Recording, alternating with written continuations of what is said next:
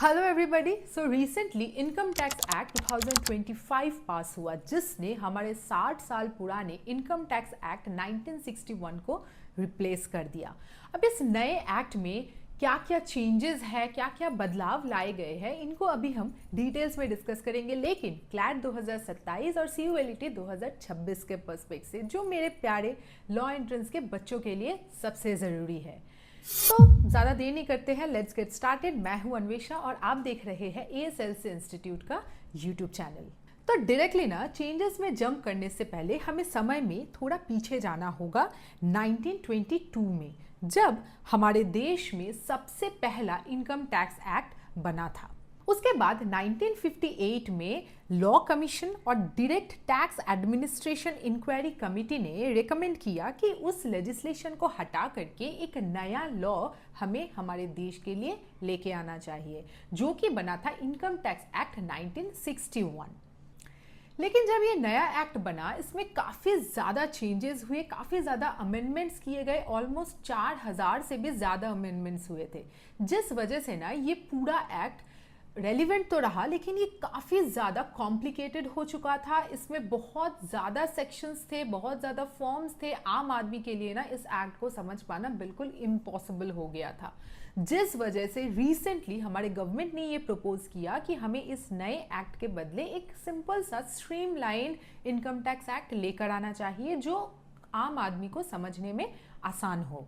इसके अलावा जो पुराना एक्ट था 1961 का, वो इतने ज़्यादा कॉम्प्लेक्स लीगल लैंग्वेज में लिखा हुआ था कि हर किसी के लिए उसको समझ पाना बस की बात नहीं थी, जिस वजह से 2024 में फिनेंस मिनिस्टर ने ये सजेस्ट किया कि हमें एक नया ऐसा एक्ट बदल के लेके आना चाहिए, जो काफ़ी ज़्यादा प्रेडिक्टेबल हो, ट्रांसपेरेंसी लेके आए सिस्टम्स में, आम आदमी को वो समझने में आसानी हो।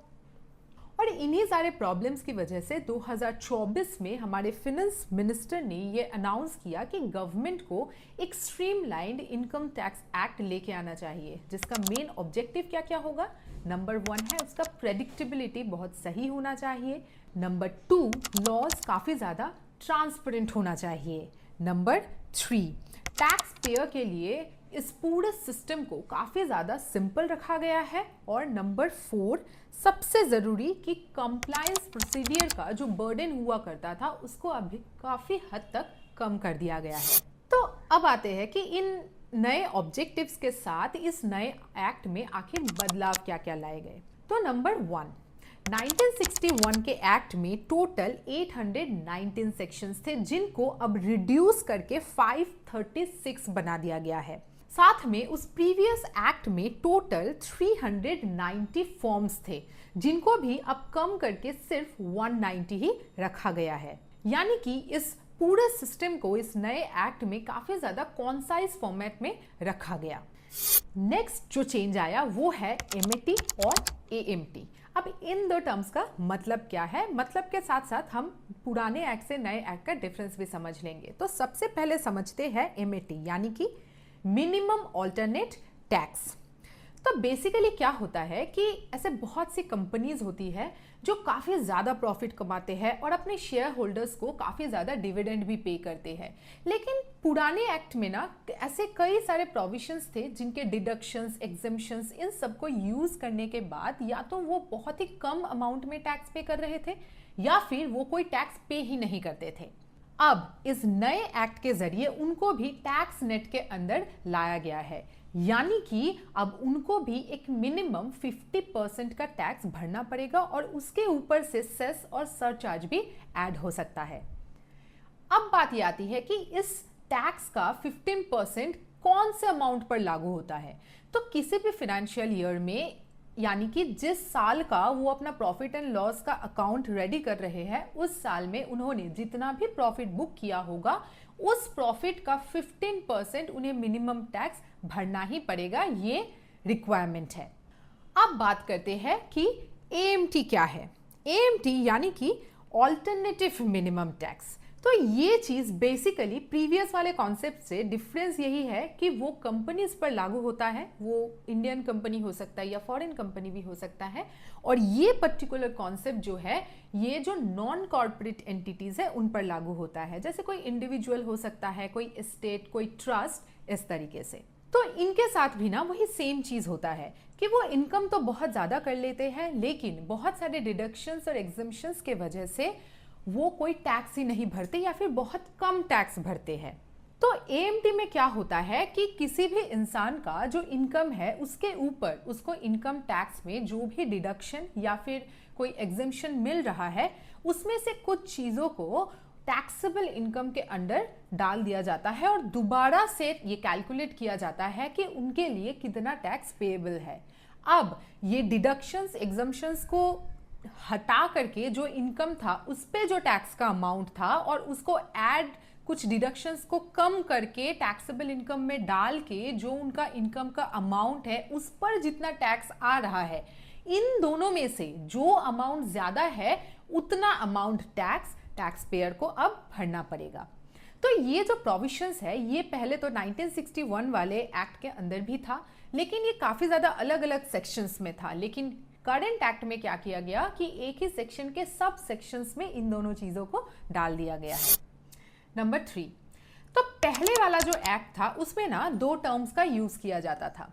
एक था उसमें फिनेंशियल ईयर और दूसरा था असेसमेंट ईयर। तो किसी भी कॉमन मैन को जो नहीं पढ़ा है इन सब बारे में या जो नहीं जानता उसको काफी ज्यादा कंफ्यूजन होता था कि कब कौन सा टर्म यूज होगा, लाइक फिनेंशियल ईयर हम कब यूज करेंगे या असेसमेंट ईयर इस टर्म को हम कब यूज कर रहे हैं, किसका क्या मतलब है।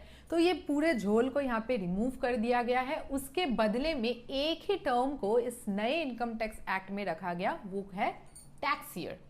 अब ये टैक्स ईयर टर्म का क्या मतलब है, मान लीजिए ये 2026 है, तो 2025 के 1 अप्रैल से शुरू होता है और इस ईयर के 31 मार्च 2026 ये जो 12 मंथ का बीच का ड्यूरेशन है, जो प्रीवियस ईयर के 1 अप्रैल से शुरू हुआ और करंट ईयर के 31 मार्च को खत्म हो रहा है, इसी को बोला जा रहा है टैक्स ईयर। क्योंकि जब टैक्स कोई भी टैक्स पेयर भरेगा तो वो इसी पीरियड का टैक्स देगा। तो इसको जस्ट सिंप्लीफाई कर दिया गया और एक ही टर्म यूज किया गया कि टैक्स ईयर। नंबर 4, जो इंटरेस्टिंग चीज है वो ये है कि इनकम टैक्स एक्ट 1961 के अंदर में जो भी टैक्स रेट्स, टैक्स रेजिम्स, उसके बाद पेनल्टीज या ऑफेंसेस के लिए जो भी पनिशमेंट्स थे उन सबको इंटैक्ट रखा गया है, उसमें कुछ भी बदलाव नहीं आया है।